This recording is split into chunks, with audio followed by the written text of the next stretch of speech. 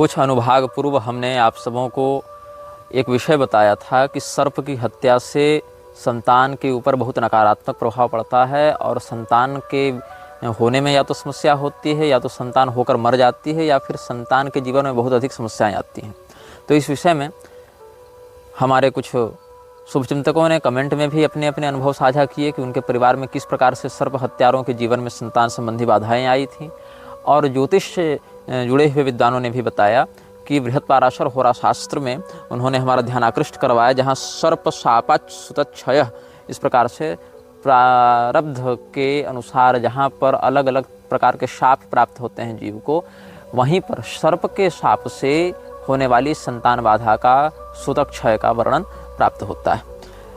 कल हमने आपको ब्लैक ऑर्डर इत्यादि के बारे में बताया था, black order of pan Europa इत्यादि के बारे में बताया था। ये सब संगठन इस समय संक्रमण काल में पनप रहे हैं। महाभारत का एक बड़ा प्रसिद्ध वाक्य है, राजा कृतयुग स्रष्टा त्रेताया द्वापरस्य च युगस्य च चतुर्थस्य राजा भवति कारणम।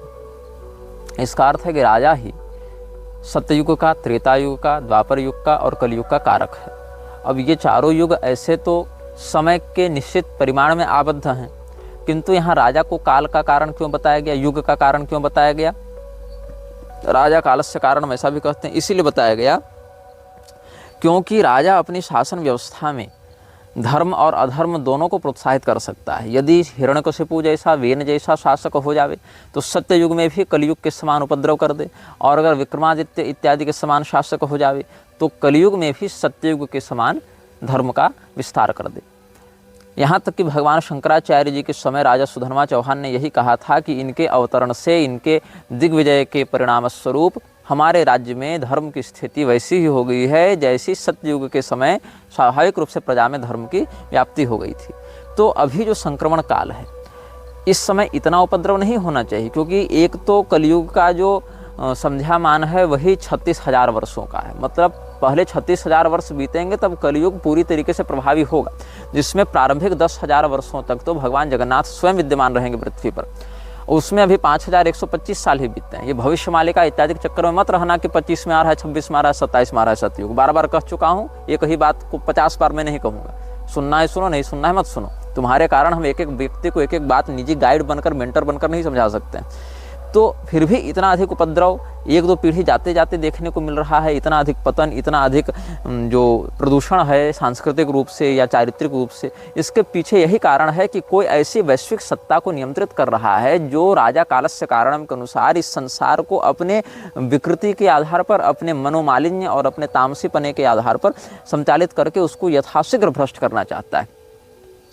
और ब्लैक ऑर्डर, पैनो यूरोपा इत्यादि अलग अलग छोटी छोटी संस्थाएं, फ्रीमेसन्स हैं, स्कल एंड बोन्स है, इल्यूमिनाती है, या जो अलग अलग डिविजन्स काम कर रहे हैं जिनके विषय में हमने बताए, ऑर्डर ऑफ 9 एंजल्स है, कॉम्बेट 18 है, इस प्रकार के अलग अलग छोटे बड़े गुप्त या प्रकट संस्थाएं इस प्रकार की गतिविधियों में लगी हुई हैं। इसमें कई बार फूट भी पड़ जाती है। जैसे ब्लैक ऑर्डर की एक जो न्यूजीलैंड की शाखा थी, उसमें बहुत से समलैंगिक लोग घुसे थे, जो समलैंगिक लोग आपस में ही अनुशासनहीनता को बढ़ा रहे थे। और ये जो संगठन काम करते हैं, ये मेल और फीमेल दोनों को अपने यहाँ लेते हैं, लेकिन बेमेल को नहीं लेते हैं। अभी 3 प्रकार के जेंडर चल रहे हैं, मेल जेंडर है, फीमेल जेंडर है और बेमेल जेंडर है। तीनों जेंडर्स का अखाड़ा भी बनाकर ये लोग घूम रहे हैं। अब तो सुनने में आ रहा है कि ममता और लक्ष्मी नारायण को भी निष्कासित कर रखा है इन लोगों ने। तो ब्लैक ऑर्डर की जो न्यूजीलैंड की शाखा थी, उसमें बहुत सारे होमोसेक्सुअल्स घुस गए थे जो उनके कर्मचारियों के बीच में अनुशासनहीनता को बढ़ा रहे थे। इससे दुष्परिणाम क्या हुआ कि संगठन में फूट पड़ी और वहाँ पर जो निष्कासन किया गया, तो फिर ये संगठन 2 भागों में बटा। एक जो ब्लैक ऑर्डर चलता है वो, और एक दूसरा इन्होंने उसके प्रतियोगिता में बनाया व्हाइट ऑर्डर। तो कई बार ये संगठन आपस में भी टूटते हैं, बनते हैं, बिखरते हैं, लेकिन जो इसके ऊपर सर्वोच्च सत्ता के रूप में बैठा हुआ है उसको इन बातों से प्रभाव नहीं पड़ता। जैसे आप दुर्योधन का उदाहरण ग्रहण करें तो दुर्योधन की सेना में कुछ लोग आंतरिक रूप से पांडवों का भी समर्थन करते थे, कुछ लोग सक्रिय रूप से पांडवों के विरोध में भी थे। कुछ लोगों ने यह भी कह दिया, जैसे कि कर्ण ने कह दिया था कि हम अर्जुन के अतिरिक्त बाकी 4 पांडवों को नहीं मारेंगे जान से। भीष्म पितामह ने कहा मैं किसी पांडव को घातक प्रहार से नहीं पीड़ित करूंगा। और जैसे जो लोग युद्धसु जैसे लोग थे वो तो उसका साथ छोड़कर आ ही गए थे पांडवों के पक्ष में। तो कई बार ऐसा होता है कि जो शत्रु के पक्ष में दिखता है वह व्यक्ति भी स्वयं कई बार शत्रु के अभियान में उतने प्रगल्भता से सहयोग नहीं करता है। तो इसमें युग धर्म के कारण, दैवी हस्तक्षेप के कारण, चूंकि ये सब तामसी पैशाचिक शक्तियाँ आपको प्रभावित कर रही हैं, तो आपकी भी तो दिव्य शक्तियाँ हैं, आपके भी तो जो संप्रदायोक्त शास्त्रोक्त देवता हैं उनकी शक्तियाँ भी तो संघर्ष कर रही हैं उस आयाम में। तो उस स्थिति में क्या होता है कि उनके अनुयायियों के मध्य भेद उत्पन्न करके, व्यामोहित करके, सम्मोहाय सुरद्विषाम, इस प्रकार से उनको मोहित करते हुए देवद्रोहियों के संगठन में फूट डालने का काम दैवी शक्तियाँ करती हैं। अगर हमारे आश्रमों में, हमारे धर्म क्षेत्रों में, तीर्थों में अगर पैशाचिक शक्तियों वाले मृक्षराज के समर्थक घुसपैठ करते हैं, तो उनके यहाँ भी तो हमारे तत्व घुसपैठ करते हैं, उनके यहाँ भी तो फूट डालते हैं, उनके यहाँ भी तो अभियान को खंडित करने का कार्य करते हैं। लेकिन चूँकि युग धर्म का बल उन लोगों को प्राप्त है, इसीलिए कई मामलों में वो हावी दिखते हैं। कई मामलों में हम सभी लोगों के हृदय में अपनी विकृति को स्थापित करके, विकृत करके लोगों की मानसिकता को देव विरुद्ध कर देते हैं, शास्त्र विरुद्ध कर देते हैं। अभी धीरेन्द्र कह रहा था कि कुंभ में जो लोग मरे उनको मोक्ष मिलेगा। ठीक है भाई, तो फिर वापस भेज ही क्यों रहे हो बाकियों को? सबको मोक्ष दिलवा दो, तुम स्वयं भी मोक्ष को प्राप्त कर जाओ। फिर कहता है कि जो कुंभ में नहीं नहाएगा वो देशद्रोही होगा। देशभक्ति की कहाँ ये परिभाषा लिखी हुई कि हम कुंभ में नहाए तभी हम देशभक्त कहलाएंगे? और देशभक्ति का क्या संबंध है इस बात से? और ये तो नरेंद्र मोदी भी नहीं आ रहा है कुंभ में नहाने, जो कि स्वयं को देश का प्रधानमंत्री बताता है, तो उसको क्यों देशद्रोही नहीं कह रहे हो तुम? तो अलग अलग जो पॉलिटिकल जो ये सब हैं, डिप्लोमेट्स बने घूमते हैं धार्मिक गुरु का चेला ओढ़कर, तो ये लोग स्वयं मोक्ष को क्यों प्राप्त नहीं कर पा रहे हैं? और अगर सब पहले से पता था तो खुल के बताना चाहिए था। अपने तो वीआईपी सुविधा लेकर बैठे हुए हैं और लोगों को कह रहे हैं कि तुम क्यों सुविधा का इंतजार कर रहे हो, 15 मिनट इंतजार कर लेते हैं। भारत की जनता भी वैसी ही है। भारत की जनता अनुशासनहीनता भी करती है और कई बार तो भीड़ में भगदड़ होती है। मैं तो 1-2 बार भगदड़ में फंसा भी हूँ। बहुत सारे मामलों में कोई 1-2 व्यक्ति अव्यवस्थित होगा या बीमार पड़ेगा या हुड़दंगई करेगा और उसी का अनुसरण करते करते इतने लोग प्रभावित हो जाते हैं जिसको नियंत्रित करना किसी पुलिस प्रशासन के वश का विषय नहीं है। पुलिस प्रशासन कोई वज्र का कवच पहनकर नहीं बैठे हुए हैं कि वो एकदम शक्तिमान और सुपरमैन जैसे हाथ हिला दें तो सब एक जगह नियंत्रित हो जाएंगे। ऐसा नहीं होता है। वो भी हमारे आपके जैसे हड्डी चमड़ी वाले, सीमित क्षमता और मानसिकता वाले मनुष्य हैं। और सबसे बड़ी समस्या ये होती है कि अपने से स्वतंत्र निर्णय लेकर अगर वहाँ वो कोई काम करेंगे तो उनके अधिकारी उनको फिर सस्पेंड करेंगे कि तुमको ऑर्डर मिला था क्या ऐसा करने का। इसीलिए कई बार इच्छा होने के बाद भी वो तात्कालिक निर्णय नहीं ले पाते, क्योंकि कई बार भारत तो वो देश रहा है जहाँ पर आतंकवादियों को गोली मारने पर भी सैनिकों का कोर्ट मार्शल कर दिया जाता है और इस बात को ग्लोरीफाई करते हुए नेता भाषण देते हैं। तो वैसी स्थिति में कैसे प्रशासन वाला भी कोई व्यक्ति वहाँ अगर चाहे नियंत्रित करना तो सोचेगा हम यहाँ कुछ करेंगे तो हम अपने अधिकारियों के द्वारा दंडित किए जाएंगे या सस्पेंड किए जाएंगे। तो हर व्यवस्था यहाँ पर एक दूसरे को कंट्रोल करके अपना प्रभुत्व दिखाने में लगी हुई है। ऊपर से जितने हाथ में फ़ोन कैमरा रीलबाजी आ गई है, वो सारे लोग जिस काम को 10 मिनट में करना चाहिए, फ़ोन कैमरा रीलबाजी के चक्कर में वही काम आधे घंटे में हो रहा है। दिखाना है कि हम भी आए, एक इतिहास रच देना है सबको अपने जीवन में। तो इसीलिए मैं इन विषयों पर कुछ नहीं बोलता हूँ। कुछ जनता की अनुशासनहीनता होती है, कुछ शासन प्रशासन का प्रमाद होता है, कुछ प्रारब्ध का भी भोगना होता है और कुछ इसमें सबसे बड़ी बात होती है असामाजिक तत्वों की हुड़दंगई। फिर इसमें एक स्थान आता है पाखंडियों का वीआईपी बनकर पहुँचना। तो बहुत कुछ ऐसा है जिस समस्त बातों को आप जोड़ कर देखेंगे तो कुछ मात्रा में सबका जो है कनेक्शन किसी एक बड़ी घटना को बनाने में उत्तरदायी हो जाता है। वैसे हर विषय पर हम नहीं वक्तव्य दे सकते हैं, क्योंकि पहले से पर्याप्त लोग इन विषयों पर वक्तव्य दे चुके हैं। और जाहिर सी बात है, बहुत स्पष्ट बात है कि अगर 1 करोड़ 2 करोड़ 5 करोड़ लोग कहीं एक जगह खड़े होंगे तो कोई न कोई ऐसी स्थिति बनेगी, क्योंकि सबकी विचारधारा अलग है, सबकी भावना अलग है, सहन शक्ति अलग है, मानसिकता अलग है। कोई क्रोधी है, कोई सौम्य है, कोई गरीब है, कोई अमीर है, कोई बीमार है, कोई स्वस्थ है, कोई आतुर है, कोई धैर्यवान है। तो अलग अलग व्यक्तित्व से जुड़े जब हजारों लाखों करोड़ों लोग एक जगह रहेंगे तो उनमें से 10, 20, 50, 100, 1000, 2000 लोगों के साथ भी ऐसा होना मानवता का इतिहास रहा है। दुखद है, नहीं होना चाहिए, बिल्कुल सत्य है। लेकिन एक दूसरा सत्य यह भी है कि उतनी बड़ी भीड़ में वो प्रबंध होता है। छोड़िए आप 1 करोड़ लोग अपने घर में ही रहें, कहीं ना जाए, लेकिन उन 1 करोड़ लोगों में भी हार्ट अटैक से, दम घुटने से, बीमारी से भी लोग तो मरते हैं। तो लाखों लोग प्रतिदिन मर रहे हैं, लाखों लोग प्रतिदिन जन्म ले रहे हैं। लेकिन हम कितना भी शोक संवेदना का व्यवहार कर लें, कितनी भी रोने की वृत्ति कर लें, कितनी भी सहानुभूति व्यक्त करें, लेकिन सत्य यह है कि वहाँ पर मृत्यु होती है और आप किसी भी धर्म के कार्यक्रम में चले जाएं, धार्मिक कार्यक्रम में चले जाएं, किसी भी धर्म मतलब किसी भी धर्म में नहीं, धर्म के किसी भी कार्यक्रम में चले जाएं या पारिवारिक किसी कार्यक्रम में चले जाएं या किसी सोशल गैदरिंग में चले जाएं, जहाँ पर इतने व्यापक मात्रा में भीड़ रहेगी, जो हर भीड़ आतुर है, खड़ा होकर देखना नहीं है किसी को ना, हर व्यक्ति को उस जगह पर जाना है, डुबकी लगाना है, वहाँ से निकलना है। तो ऐसे जहाँ पर मोबिलाइजेशन होगा करोड़ों लोगों का, वहाँ पर ऐसी स्थिति बनती है। ये एक वास्तविकता है, नहीं बननी चाहिए, लोगों को रोकना चाहिए, स्वयं से भी और प्रबंधकों के माध्यम से भी, लेकिन कई बार नहीं रोक पाती स्थिति, ये वास्तविकता है। हाँ, इसमें ये अवश्य है कि जिम्मेदार लोगों को जिम्मेदारी लेनी चाहिए और जो लोग पीड़ित हैं, घायल हैं, उनकी अपने सामर्थ्य की सर्वोच्च सीमा तक सत्य निष्ठा के साथ सेवा और सुरक्षा करनी चाहिए। ये बात बिल्कुल सत्य है। हम नहीं नियंत्रित कर सकते, लेकिन हम जो कर सकते हैं वो हम करेंगे तत्परता से। वहाँ पर बातों को छिपाना, झूठ बोलना, समाज को गुमराह करना, सरकार स्वयं कहती है कि अफवाह मत उड़ाओ, लेकिन अफवाह उड़ाने में सबसे अधिक सरकार ही होती है। सत्य को छिपाना भी एक प्रकार की अफवाह उड़ाना ही है। अगर कोई कहीं मर रहा है और वहाँ ये कहना कि कोई नहीं मरा है, ये भी अफवाह उड़ाना है।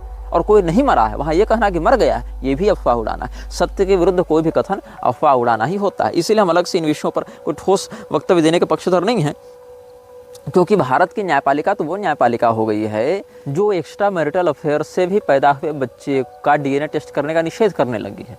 मतलब खुलेआम व्यभिचार को बढ़ावा देना। लड़कियां शादी से पहले गर्भपात करा रही हैं, इसमें पुलिस जांच नहीं कर सकती, इसमें डॉक्टर जांच नहीं कर सकता। अगर नाबालिग अवस्था में दो जोड़े पकड़े, एक जोड़ा पकड़ा गया तो उसमें कोई लड़के को जेल होगी, लड़की को नहीं होगी। पॉस्को इत्यादि के लड़के पर लगेंगे। उसके बाद जो बच्चा भी अगर हो गया तो पति भरण पोषण करेगा। जो उसका जनक है, जो व्यभिचार से उस बच्चे को पैदा किया है, उसकी सिद्धि तो तब होगी ना जब DNA टेस्ट होगा। तो ऐसी स्थिति में ये जो व्यवस्था है स्वयं ही लोगों को वेश्यावृत्ति की ओर ढकेल रही है और कहीं न कहीं बाल वेश्याओं का भी निर्माण कर रही है। जो टीन प्रोस्टिट्यूशन है, चाइल्ड प्रोस्टिट्यूशन, उसको भी कथित रूप से, मतलब ऐसे मुंह पर तो नहीं कहती है, लेकिन सारा काम वही कर रही है कि वो व्यक्ति उस प्रवृत्ति में फंसे, उस प्रकार की मानसिकता में फंसे। ऐसी सारी सामग्री परोसी जा रही है। बाकी जितने मेल फीमेल बेमेल अखाड़े हैं वो तो अपना काम कर ही रहे हैं। तो कल जैसे हम आपको बता रहे थे पिछले अनुभाग में डैनियल हुसैन के बारे में, जिसने मैथ्यू लॉरेंस की पुस्तक पढ़कर, ये कोटिंग जिसका स्यूडोनेम था, उसकी पुस्तक पढ़कर और उसके द्वारा उत्प्रेरित किए जाकर 2 हत्याएं कर दी थी।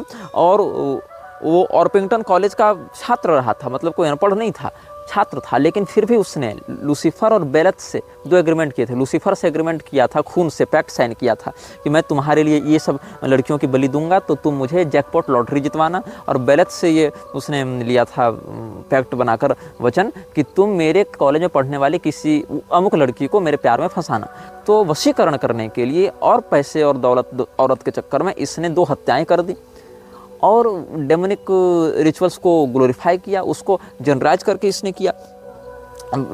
तो इसने जितनी भी क्रियाएं की हैं उसकी मानसिकता के पीछे क्या है, उसको उस प्रकार की प्रेरणा कहाँ से मिली, इन्हीं सभी परिवेशों से मिली। ये सब जो माहौल समाज में दिख रहे हैं, जिनको आप कई बार हंसी मजाक में उड़ा देते हैं, काल्पनिक कह देते हैं, लेकिन जिन बातों को काल्पनिक कह के आप हंसी उड़ा देते हैं, वो बातें ही किसी वास्तविक व्यक्ति के वास्तविक जीवन में बलात्कार या हत्या का कारण बन जाती हैं, एक पूरी अव्यवस्था को जन्म देने का कारण बन जाती हैं वही बातें। इसीलिए काल्पनिक और वास्तविकता दोनों के मध्य हास्यास्पद और गंभीर होने की बजाय यह भी देखना है कि उन बातों को समाज कैसे प्रयोग कर रहा है, कैसे देख रहा है, कैसे उसका व्यवहार कर रहा है।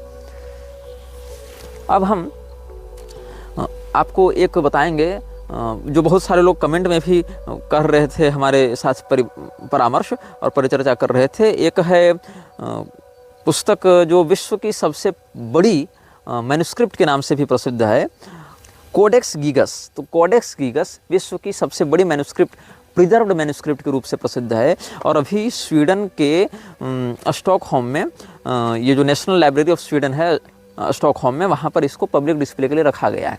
और इस पुस्तक में इसको कंप्लीट वर्जन ऑफ बाइबल भी कहा जाता है, द होल बाइबल या कंप्लीट वर्जन ऑफ बाइबल भी कहा जाता है। और इसमें बहुत कुछ एंजल, डीमन, स्पिरिट्स इत्यादि की बातें लिखी गई हैं, जिसमें पूरा का पूरा पेज, मतलब ये दिखाया गया है कि सैटन कैसा दिखता है, शैतान की क्या छवि है, इस प्रकार का वहाँ पर वर्णन किया गया। तो बहुत से लोग इसके विषय में भी लिख रहे थे, हमने सोचा कि सामान्य परिचय दे दें।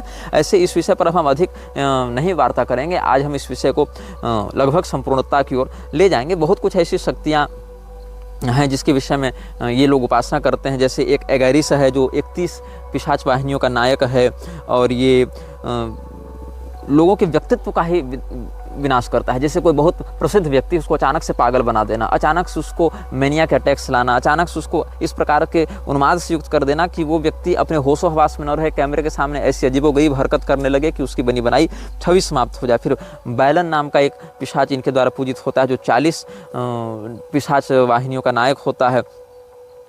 वो अपने शत्रुओं को भ्रमित करके उनके संगठन में फूट डालकर उनकी इन्फॉर्मेशन अपने साधक तक पहुंचाता है। फिर बून है, बैरिथ है, एम है, इस प्रकार से अलग अलग हैं, सेलियस है, एस्ट्रोथ है, फोकलोर है, वुआल है, वेपर है, एलोसर है, क्रॉसेल है, मुरमुर है, ग्रेमोरी, वैपुला, फ्लेरस, ये सब अलग अलग प्रकार के पिशाचों की लोग आराधना करते हैं। और इन सभी का वर्णन आपको सूडोमोनार्किया डेमेनम में मिल जाएगा, कुछ का वर्णन आपको आर्स गोटिया में मिल जाएगा, कुछ का आपको कोडेक्स गीगस में मिल जाएगा, ऐसे करके कुछ ब्लैक रेवन में मिल जाएगा, ऐसे करके अलग अलग पुस्तकों में। जो लेसर की सोलोमन है उसकी भी बहुत कुछ टीकाएँ अभी ये लोग प्रसारित कर रहे हैं। उन सभी में इन सभी प्रेतों पिशाचों का वर्णन मिल जाएगा। और द ग्रेमोरी ऑफ ओकल्टिस्ट, ये सब में भी इनकी पैशाचिक विधियाँ, मंत्र, इंस, ये सब वर्णित होते हैं।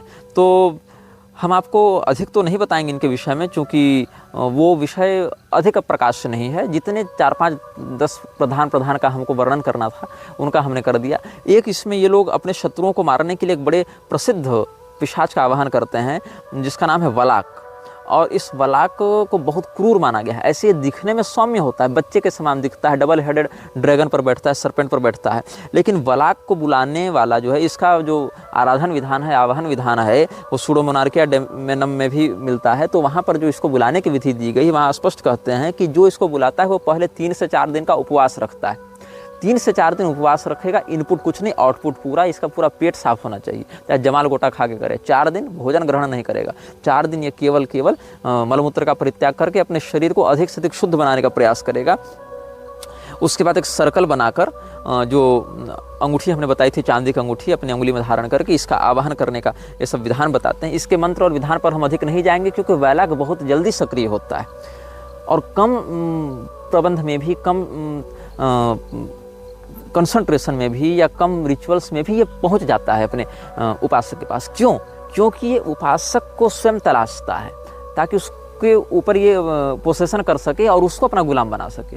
मतलब ये खुद इस प्रतीक्षा में रखता है कोई इसको समन करे, ये इंतजार में रहता है कि हाँ बुलाओ मुझे, तुम मेरा नाम तो लो, तुम मेरा आह्वान करने का भाव तो रखो, मैं आ जाऊँगा। तो ये आता जब है तो अपने जो उपासक के प्राण शक्ति के साथ ही जुड़ जाता है स्वयं को। तो यहाँ पर स्पष्ट वर्णन करते हैं कि the summoner recites their own name and a page long prayer that can be found in the Pseudomonarchia Daemonum. इसका मंत्र 1 पेज का होता है, लंबा मंत्र है थोड़ा इसका, लेकिन उस मंत्र को मैं सार्वजनिक नहीं करूँगा। सूडोमोनार्किया डेमेनम में इसका वर्णन है।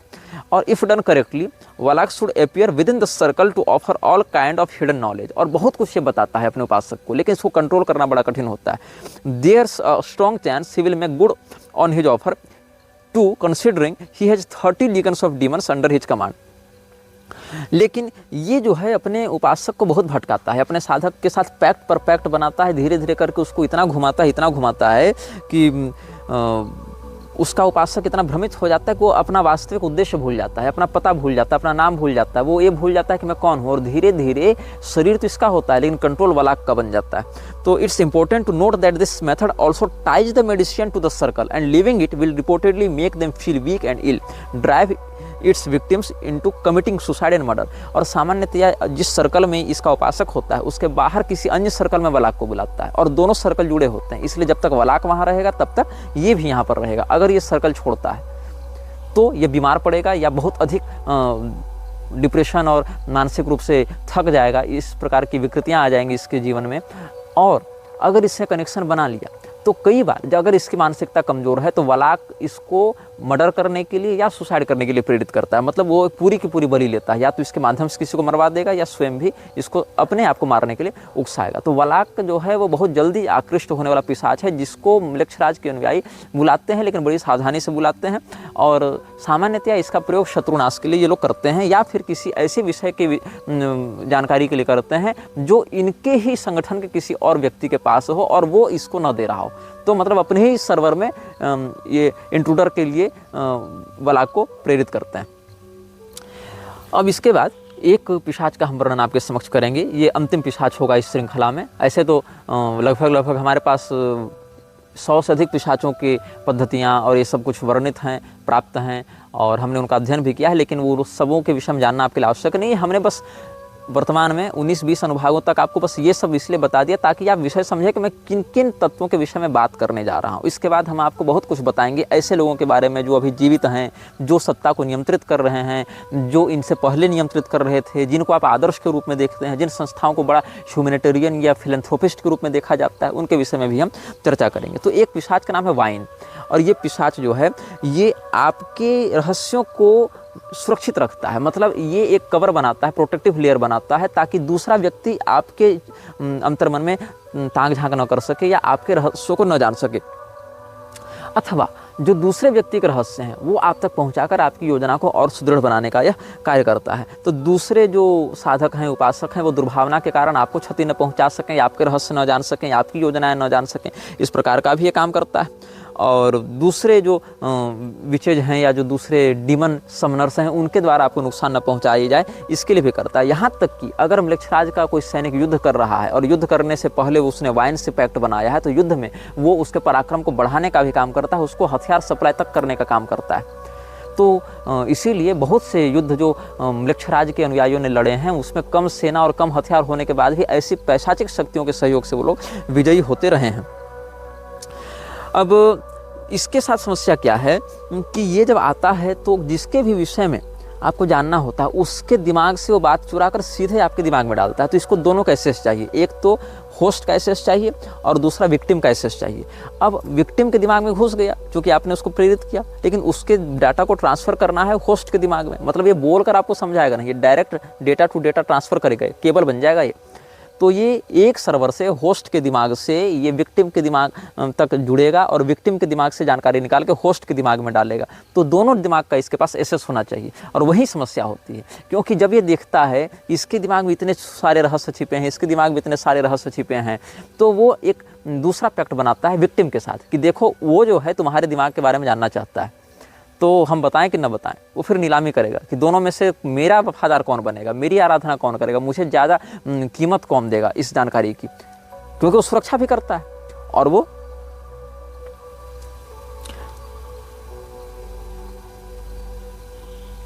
जानकारी भी देता है। तो मेरी जानकारी की वो सुरक्षा करेगा, सामने वाले की जानकारी देगा, तो मेरी जानकारी भी तो उस तक पहुंचा सकता है। तो ये नीलामी करता है, क्योंकि इसको ऑफरिंग्स में दी जाती है चांदी के सिक्के, कई बार सोने के सिक्के भी दिए जाते हैं ऑफरिंग्स में। तो ये चांदी और सोने के सिक्के से अपने शक्ति को नीलाम करता है कि ठीक है मैं तुम्हारी जानकारी सुरक्षित रखूंगा, उसको नहीं बताऊंगा, या देखो वो तुम्हारी जानकारी मुझसे लेना चाहता है, बताओ तुम ज़्यादा कीमत दोगे क्या मुझे। तो उसको चांदी या सोने के सिक्कों का बड़ा मोह होता है। और वो समस्या क्या है, वो चांदी के सिक्के या सोने के सिक्के खुद जनरेट नहीं कर सकता है, वो पैदा नहीं कर सकता है। उसको बाकायदा ऑफरिंग की रिचुअल की विधि से उसको दी जाती है, नहीं तो वो तो कहीं खजाने से निकाल ले, कहीं दुकान से चुरा ले, नहीं। वो जब तक उसके नाम से संकल्प करके, रिचुअल करके, सेक्रीफाइस करके, ब्लड बाथ के साथ उसको न दिया जाए, वो उसको नहीं पकड़ पाता। और ये गॉब्लिन्स के समान सोने चांदी का बड़ा शौकीन होता है, तो ये नीलामी करता है अपने ज्ञान की। तो 11 जून से 20 जून के मध्य इसको बुलाया जाता है, और अगर संभव ना हो तो 21 जून तक भी लोग इसको बुलाने का प्रयास करते हैं, क्योंकि लॉन्गेस्ट डे ऑफ अर्थ हो जाता है उस दिन। और 2 नवंबर से 6 नवंबर के बीच में भी इसको बुलाने की विधि होती है। नॉर्थ की ओर मुँह करके, उत्तर दिशा की ओर मुँह करके बुलाया जाता है। और सामान्यतया इसको ये लोग मध्याह्न में बुलाते हैं, पीले रंग के मोमबत्ती को बुलाकर इसको बुलाते हैं आइस्टा नाज वाइन खा लॉरेस, आइस्टा नाज वाइन खा लॉरेस, आइस्टा नाज वाइन खा लॉरेस, इस प्रकार से इसका इन पढ़ते हुए इसको बुलाते हैं। और he can influence both mind and matter to break you, he is said to bring true answers about questions और secrets witches and even past, present and future, but as a payment he can drain you of your vital energy, living you weak and confuse for a long time. अब अगर आप सोने और चांदी के सिक्के देने में असमर्थ हैं, तब ये दूसरा सौदा करता है। ये कहता है मैं तुम्हारी उम्र से कुछ हिस्से चुराऊंगा, तुम्हारी कुछ उम्र लूंगा, तुम्हारी कुछ प्राण शक्ति लूंगा। और अगर आप ये नहीं देना चाहते हैं तो ये तीसरा पैक्ट बनाता है, मैं तुम्हारी स्मृति चुराऊंगा। मतलब या तो तुम मुझे सोने चांदी के सिक्के दो, या तो तुम अपनी उम्र के कुछ हिस्से मुझे दो, या फिर तुम अपनी कुछ यादाश्त मुझे दो, वो जो तुम्हारे पास नहीं रहेंगे, मेरे सेफ हाउस में, आर्काइव्ड में सुरक्षित रहेंगे, जिसको हम बाद में कहीं बेच सकें। मतलब जैसे सरकार क्या करती है, या तो आपको गोल्ड देगी, सरकार अगर गोल्ड नहीं देगी तो आपको नोट देगी, करेंसी में सिग्नेचर करके सीरियल नंबर जारी करेगी। हर नोट में सीरियल नंबर क्यों होता है, वो एक प्रकार का कोड है ना, रसीद संख्या है वो ना, सरकार के द्वारा गारंटी नंबर है वो, और या फिर वो जो है कोलेटरल बॉन्ड्स देगी आपको। तो इसी प्रकार ये भी 3 पैक्ट बनाता है, या तो उसको सोने चांदी के सिक्के दें जो कि ज़्यादा सुरक्षित है, या तो अपनी ज़िंदगी का एक वाइटल लाइफ फोर्स उसको दें जो कि थोड़ा महंगा है लेकिन इसके उपासक ज़िंदगी का भी सौदा करने के लिए तैयार हैं, या फिर अपनी ज़िंदगी नहीं देना चाहते तो कोई उसको सेक्रीफिशियल लाइफ बैटल एनर्जी दीजिए। और अगर ये भी नहीं कर सकते तब आपकी यादाश्त को ये चुराएगा, कुछ हिस्सा जो भी ये मांगेगा, और वो यादाश्त आपके दिमाग से मिट जाएगी, और उसको कहीं ये अपने दूसरे साधक के पास नीलाम करेगा कि देखो मेरे पास ये डिपॉजिट है, तुम इसको लेना चाहते हो तो इतना सिक्का दो और ये लो। तो ये बड़ा मतलब शातिर पिशाच है, इसको वाइन कहते हैं। तो वाइन पिशाच जो है वो अपने साधक को इस प्रकार से ठगता है। तो वलाक और वाइन दोनों को बुलाना बहुत खतरनाक होता है, लेकिन ये सब शक्तियाँ हैं, ये सब मृक्षराज के लिए उसके अभियान को सुरक्षित और प्रवर्धित करने का कार्य करते हैं। अभी हमने आपको कुछ संकेत इन शक्तियों के बारे में दिया है कि कैसे ये सब शक्तियाँ लोगों को इन्फ्लुएंस करती हैं, मृक्षराज के अभियान में फूट डालती हैं, उसको जोड़ती हैं, उसको तोड़ती हैं, उसको बढ़ाती हैं। और समस्या क्या होती है कि कई बार ये सब शक्तियाँ जब प्रोसेस करती हैं किसी व्यक्ति को, या किसी के कहने पर किसी के अंदर प्रविष्ट होती हैं, उसको डेमोनिफिक टॉर्चर्स करती हैं। तो ये कोटिंग की ही बात मैं आपको बताना चाहूँगा। उसने अपना एक अनुभव लिखा है कि 3 गुट, क्रिश्चियंस, ज्यूस एंड मुस्लिम्स, ईसाई, यहूदी, मुसलमान, तीनों की परवरिश ऐसी होती है कि इनको लगता है, इनको बताया जाता है, इनको इन्फ्लुएंस किया जाता है ये टेस्टिफाई करने के लिए कि गॉड, यहोवा या अल्लाह ही सुप्रीम डेटी है और उससे ऊपर कोई नहीं है, वो सर्वशक्तिमान है, ऐसा उनको बताया जाता है। और यही कारण है कि जब मुसलमान, ईसाई या यहूदी के शरीर में ये सब पिशाच प्रविष्ट होते हैं तो उनको लगता है कि हम अल्लाह या गॉड या यहोवा के शरण में जाकर बच जाएंगे। फिर वो पादरी, मौलाना या अन्य जगहों पर जाकर इस प्रकार के प्रेत बाधा का निवारण करने का प्रयास करते हैं, और यहीं पर वो गलती करते हैं। उन्हें लगता है कि वो इस प्रकार के किसी सुप्रीम डेटी के पास जाएंगे जो क्रिएटर ऑफ यूनिवर्स है, और क्रिएचर्स ऑफ यूनिवर्स से जो बचाएगा। यहीं पर वो गलती कर देते हैं, क्योंकि ऐसा कुछ होता नहीं है। और सामान्यतया ऐसी शक्तियाँ चुप हो जाती हैं, शांत हो जाती हैं, ठगती हैं, लेकिन परमानेंटली कभी बॉडी से बाहर नहीं जाती हैं। इस प्रकार से उसने दावा किया है। दूसरी बात यह है कि हम अपने जीवन का एक अनुभव आपको बताएंगे। हम ये घटना लगभग हम समझते हैं 2017 के अंत की है या 2018 के प्रारंभ की है। तो हम किसी स्थान पर थे, हमारे एक परिचित कानकुब्ज ब्राह्मण झारखंड सरकार के ग्रामीण विकास मंत्रालय में किसी पद पर थे। तो उनको सुदूर जंगली क्षेत्र में भेजा गया कुछ विकास कार्य के लिए। वहाँ पर वो गए और एक व्यक्ति के यहाँ रेंट लेकर रहते थे, तो उसके यहाँ बहुत ज़्यादा प्रेत बाधा इत्यादि होने लगी थी। उन्होंने अपने चचेरे भाई को कहा कि भाई कोई यहाँ पर बहुत सारे लोग बहुत कुछ उपाय करके थक गए, इसका समाधान नहीं हो रहा है, तो तुम गुरु जी से बात करके देखो। तो मैं बड़ा व्यस्त था और ये सब कार्य हम करते भी नहीं हैं, लेकिन उन्होंने कहा और मैंने देखा कि चलो 1-2 दिन समय निकाला जा सकता है। फिर हम और वो ब्राह्मण देवता वहाँ पर गए और वहाँ पर हमने कहा कि भाई क्या घटना घटित होती है, क्या होता है, कैसे होता है। उन्होंने सब कुछ बताया सारा। उन्होंने कहा हिंदू, मुसलमान, सिख, ईसाई सब जाकर देख लिए, कहीं लाभ नहीं हुआ, ऐसा उन्होंने कहा। मैंने कहा कि देखो मैं आपके यहाँ का अन्न जल तो कुछ लूँगा नहीं, और आप ऐसा कीजिए कुछ फल इत्यादि हमारे लिए ला दीजिए, और फिर पानी इत्यादि कहाँ से भरते हैं वो सब दिखा दीजिए, तो वो सब हम करेंगे। रात को हम ये प्रयोग करेंगे आपके यहाँ। तो उस प्रयोग में, जिसको भूत विद्रावण प्रयोग कहते हैं, उस प्रयोग के कुछ चित्र हमने प्रयोग के बाद लिए थे और उसी चित्र को हमने फेसबुक पर डाला था। तो बहुत से लोग उस चित्र को प्रकाशित करके, उसमें एक षटकोण यंत्र बना हुआ होगा, दीपक जल रहे होंगे, एक चाकू होगी और नींबू होगी, कांटी होगी, काले धागे होंगे, ये सब का वहाँ सेटअप था। तो वो सारी चीज़ों का फोटो था। तो उसको वायरल करके बहुत से लोग, ये मेरे जो विरोधी हैं वो आरोप लगाते हैं कि तुम भूत की पूजा करते हो, तुम तंत्र मंत्र, अभिचारिक, मारण मोहन इत्यादि कर रहे थे। लेकिन लोगों को पता नहीं वो एक्चुअली किस समय का फोटो है और किस जगह का है। तो क्या हुआ, ऐसे ही हम उसी क्षेत्र में जब जंगल में ऐसे घूम रहे थे, फोटो हमने अपना खिंचवाया था। उसी फोटो के आगे कोई फास्ट फूड का रैपर फेंका हुआ था, कोई फेंका होगा खाकर, तो लोग कहते हैं तुम ही खाकर फेंके थे। तो कहीं से कनेक्शन जोड़कर वो लोग कुछ भी कहते रहते हैं, ये मैं बता रहा था। तो उस क्षेत्र में जब जंगल में मैं गुजर रहा था, घूम रहा था, और नक्सल प्रभावित क्षेत्र भी था, तो हम लोग तो दिन में पहुंचे थे और शाम तक थोड़ा घूमे, रात को काम करना था। तो हम और वो ब्राह्मण देवता घूम रहे थे, तो एक स्थान मिला, स्वामी स्वरूपानंद सरस्वती जी जो ब्रह्मलीन शंकराचार्य हैं, उनका एक आश्रम था वहाँ पर, जो ईसाई मिशनरियों के विरुद्ध बहुत काम कर रहा था। तो हमें बड़ी प्रसन्नता हुई कि इतने गहरे जंगल में भी इनका एक संस्थान यहाँ पर झारखंड में काम कर रहा है, ऐसा हमने देखकर अनुभव किया। तो खैर रात को हम लोग लौटे, लगभग 11 बजे हमने रात को स्नान इत्यादि करके अपने यंत्र इत्यादि बनाए, भूत विद्रावण प्रयोग किया। वो क्रोध भैरव भगवान का एक प्रयोग है। तो हमने पहले दिन निमंत्रण दिया निमंत्रण दिया ये जानने के लिए कि कौन सी शक्ति यहाँ पर है और क्यों है और उसका समाधान क्या है। तो हमने अपना जो मंत्र इत्यादि था, कवच इत्यादि था, सब किया और फिर हमने एक दीपक जलाया और उस दीपक को जो भी मंत्र होते हैं उससे अभिमंत्रित करके जो ब्राह्मण हमारे साथ आए थे उनको कहा और कहा कि सबसे नज़दीकी जो पीपल पेड़ है उसके नीचे रख कर आ जाइए। अब वो बोले गुरुजी 12 बजे रात को यहाँ अनजान गांव में और जंगल में आप हमको कह रहे हैं पीपल का पेड़ जाकर रख दो, अब मुझसे तो होगा नहीं। मैंने कहा देखो मैं तो आसन छोड़ के उठ नहीं सकता और पीड़ित परिवार का कोई व्यक्ति जा नहीं सकता, बच्चे आप ही जाइए। बोले डर लगता है। हमने कहा हनुमान चालीसा याद है? बोले पूरी याद है, बचपन से पढ़ते हैं। बोले बस वही पढ़ते पढ़ते जाइए और पढ़ते पढ़ते आइए और बजरंगबली की जितनी तीव्रता से आप मतलब चिंतन मनन कर सकते हैं, उनका जितना बढ़िया ध्यान कर सकते हैं करके जाइए, होगा कुछ नहीं, निमंत्रण है। तो वो निमंत्रण का जो दीपक था वो लेकर गए और फिर हम अपना आसन, वो आए तो हम अपना आसन पूरा करके उठ गए, अपने कमरे में सो गए। कमरा बड़ा छोटा था, मुझे लगता है उस कमरे की जो स्थिति थी लगभग 4 फीट चौड़ा और 6 फीट लंबा मान लीजिए आप। मतलब एक चौकी आ जावे और एक व्यक्ति उतर के खड़ा हो जावे, लगभग इतना मान लीजिए आप। छोटी चौकी और एक व्यक्ति उतर, मतलब जितना बड़ा एक किचन होता है या लोग आजकल पूजा रूम बनाते हैं 4x6 का, उतना बड़ा वो कक्ष था, ऐसा हमको लगा। मेरे सोने से वो कमरा पूरा भर जाता था, एक बैग और एक मैं, इतने ही उस कमरे में आते थे। तो मैं सोया हुआ था और कहा लोगों को कि देखो रात को 1-1:30 बज गया था। तो मैंने कहा देखो मैं अगर हो सकता है मैं कुछ विलम्ब से भी उठ सकता हूँ, क्योंकि एक तो उतनी लंबी यात्रा करके आया हूँ और उसके बाद सोया नहीं हूँ और रात को इतनी देर तक जगा हूँ, तो हो सकता है मुझे जगने में विलम्ब हो जाए। तो जब तक मैं दरवाज़ा अपने से न खोलूँ तब तक आप लोग मत खोलिएगा। उन्होंने कहा ठीक, आप लोग मत डिस्टर्ब कीजिएगा। उन्होंने कहा ठीक। तो मैं जब सोया हुआ था और उस सारे तकिया, रजाई, गद्दा, बेडशीट सब नई उन्होंने लाई थी हमारे लिए और घर का कुछ भी यूज नहीं किया था हमने उनका, वो सब नया वो लेकर आए थे। तो फिर हम सोए और यद्यपि ठंडे का समय था, लगभग हमको लग रहा है दिसंबर या जनवरी, आप 17 का अंत या 18 का प्रारंभ मानिए, फिर भी हमने एक बस छोटी पतली चादर ओढ़ी थी और कुछ नहीं था, ऊपर कोई चादर नहीं थी, बस ओढ़ने के लिए एक चादर का प्रयोग किया था। और अचानक से 6 बजे के आसपास ठक ठक की आवाज़ हुई। अच्छा 4 बजे के आसपास एक ऐसी घटना घटित हुई कि अचानक से मेरी नींद खुली। सामने मैं देखता हूँ कि एक लड़की है जो लगभग और कितनी दूर है, अब 4x6 का कमरा है, 5.5 तो मेरी हाइट है, तो आधा और मान लीजिए आधा फीट मेरा, जहाँ मेरा पैर खत्म हो रहा है ठीक उसके आगे एक लड़की खड़ी है। और लड़की की हाइट कितनी है, स्विच बोर्ड लगभग 4 फीट पर था, तो स्विच बोर्ड तक उसका माथा आ रहा है। मतलब उस लड़की की उम्र मुश्किल से 12-13 साल होगी, 14 साल होगी।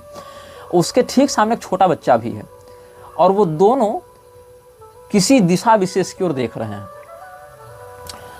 फिर मैं देख रहा हूँ उनको और मैंने उनको देखा, उन्होंने मुझे देखा और उनकी आंखों में एक याचना थी, एक निवेदन था। मतलब उनकी आंखों में कोई क्रूरता नहीं, कोई भय नहीं, एक कष्ट की भावना, एक कष्ट से निकलने की भावना थी उनके चेहरे पर। मैंने उनको देखा, फिर वो धुएं के समान, लगभग ये दृश्य मुझे 15 सेकंड तक दिखा, फिर वो धुएं के समान गायब हुए। फिर मैं अपनी चादर तान के सो गया।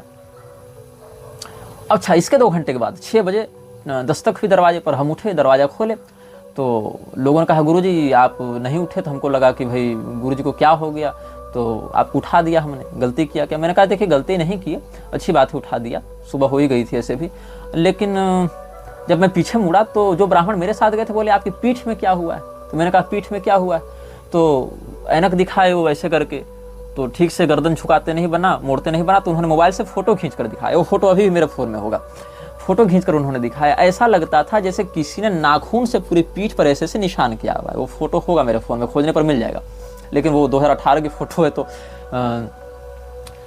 सैमसंग J2 से खींचा गया फ़ोटो था। उसमें मेरे पास वो फ़ोन था सैमसंग J2 और आसूस का जेन फ़ोन आता था, वो था मेरे पास, तो उसी से फ़ोटो खींचा गया था। तो वो जो मेरे पीठ पर ऐसे से खरोंचने के निशान थे, उससे मुझे खुजली या दर्द ये सब कुछ नहीं हुआ, बस निशान थे। और एक अजीब सी दुर्गंध थी उस कमरे में। और जब हम, कमरा तो छोटा था, बस वो ब्राह्मण घुसे और बाहर यजमान के परिवार थे। जब जैसे वो बेड पर देखते हैं तो देखते हैं इतना बड़ा, लगभग एक आंवले के छोटे फल के बराबर, मतलब देहाती आंवला, जो छोटा जंगली आंवला होता है, हाइब्रिड वाला बड़ा नहीं, मतलब आप समझ लें कि एक छोटे बेर के फल के बराबर, जो देहाती बेर होता है, उतना बड़ा एक मांस का टुकड़ा उस बेड पर रखा हुआ है और उसका कुछ भाग मेरी पीठ से चिपका था। मतलब मैं जब सोया था तो मांस का टुकड़ा मेरी पीठ में चिपका था, मान लीजिए ऐसा था। मैंने कहा ये क्या है, तो उसको उठा कर देखा, मुझे समझ में नहीं आई क्या है। और ऐसे कच्चा मांस इत्यादि पहचान भी नहीं पाते हैं जो लोग रोज नहीं देख रहे हैं। हमको लगा क्या मल है, क्या है, कोई रबड़ है, कि लेकिन दुर्गंध आ रही है। तो उन्होंने कहा ये तो किसी का मांस लग रहा है और देख कर लग रहा है किसी पक्षी का मांस है। मैंने कहा ये बेड बिल्कुल साफ था, मैंने खुद सारी चादर लगाई है, इन्होंने तो नया खरीद के रख दिया था, मैंने सारा कुछ किया, दरवाजा लगाया, बंद किया, ये बंद कमरे में चिड़िया का मांस क्या कर रहा है मेरी पीठ के पीछे, और ये निशान खरोचने के कैसे हैं। तब मुझे याद आया अचानक से कि नहीं 4 बजे मुझे 15 सेकंड के लिए ऐसा दिखा था, तो मैंने ध्यान नहीं दिया। हो सकता है सपना हो सकता है कुछ जिसको हमने निमंत्रण दिया हो आया हो, तो मैंने ध्यान भी नहीं दिया। कई बार ऐसी बहुत सी चीज़ें दिखती हैं जिस पर मैं ध्यान नहीं देता हूँ, जब तक वो खुद से सामने से वो अलग से कोई कॉन्टेक्ट करके उस कॉन्टेक्ट के आधार पर कुछ बातें डिक्लेयर ना करें। फिर हम अगले दिन रात को प्रयोग करने बैठे, 3 दिनों का प्रयोग था लगभग, तो रात को फिर प्रयोग करने बैठे कि ये शक्ति क्या कहना चाहती, कहाँ से आई है, कोई अभिचारिक है, कोई पितृदोष है, कोई किसी प्रकार की कोई समस्या है। तो वो जो यंत्र था, मैंने यह निवेदन किया कि भाई आप बताइए ये शक्ति किधर से आई है। तो सारे लोग बाहर देख रहे थे। मैंने कहा था बस रिकॉर्डिंग मत करना क्रिया की। तो वो जो नींबू के ऊपर कांटी मैंने स्थापित की थी, वो कांटी घूमी ऐसे सबके सामने और घूमकर उसी दिशा की ओर गिरी जिस दिशा की ओर, जैसे एंटीना एंगल बनाता है ना, जैसे आप कांटा रहता है कंपास में, तो मान लीजिए नींबू कंपास का रोटेटर है और उसके ऊपर जो सुई है, नीडल है, वो कांटी है, वो घूमी और वो अपने आप, बस मैं मंत्र पढ़ रहा था उसको त्राटक से देखते हुए, वो घूमी और सीधे उस दिशा की ओर गिरी मुड़कर अपने आप, जो कि जिधर वो दोनों प्रेत देख रहे थे।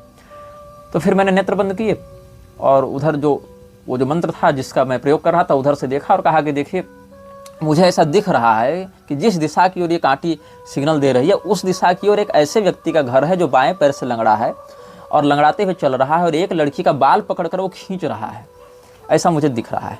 तो उन्होंने कहा हाँ महाराज जी, इसी दिशा में एक लंगड़ा आदमी रहता है, यहाँ से लगभग 100 मीटर दूर उसका घर है और वो रोज मेरी दुकान की ओर से गुजरता है और गुजरने से ठीक पहले मेरी दुकान के बगल में पेशाब करके जाता है।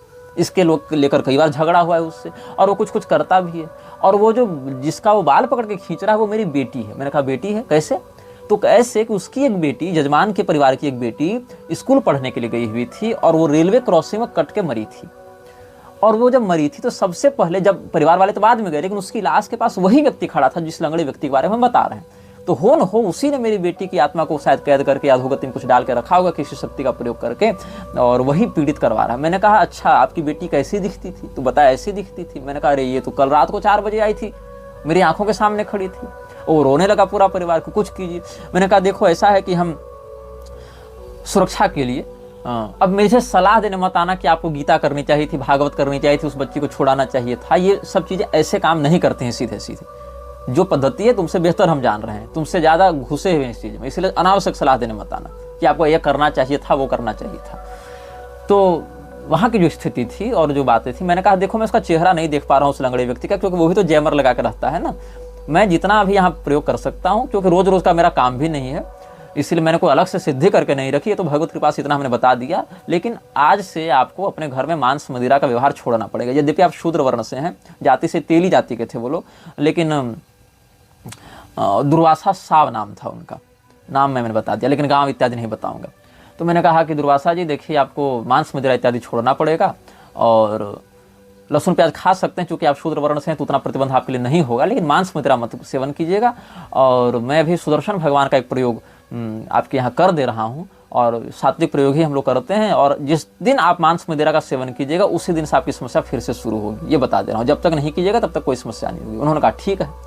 तो मैंने भगवान सुदर्शन का, जो कूर नारायण मुनि के द्वारा प्रोक्त सुदर्शन शतक है, उसका वहाँ पाठ किया, प्रयोग किया और फिर वहाँ से चला आया। उन्होंने कहा गुरुजी क्या सेवा करें, क्या दान दक्षिणा आपकी होगी? मैंने कहा कि मैं यहाँ दक्षिणा के लिए तो आया नहीं था, तो आपको जो एक निमित्त के लिए इच्छा हो दे दीजिए। तो उन्होंने उस समय उस जंगल में देहात में भी 5100 रुपये दिए थे दक्षिणा में। मैंने कहा चलो ठीक है।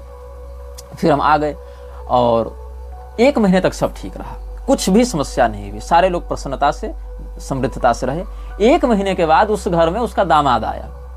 दामाद आने के बाद, दामाद आया तो मुर्गा बनेगा, जो दामाद बोला कहता कोई बात नहीं, घर में नहीं खाएंगे, बाहर खा लेंगे ना। उनका होटल भी चलता था छोटा सा, बाहर खा लेंगे, जहाँ पर कस्टमर खाता है वहाँ खा लेंगे।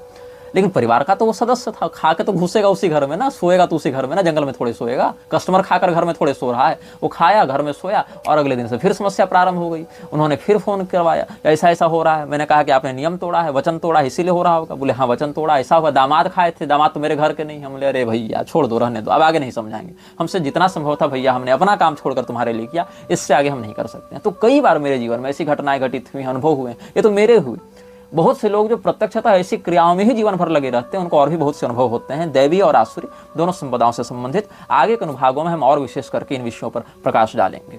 यह वीडियो जल्द ही हटा दिया जा सकता है। कृपया थर्ड पार्टी ऐप्स का उपयोग करके डाउनलोड करें। आप इस वीडियो को अपने चैनल पर फिर से अपलोड भी कर सकते हैं।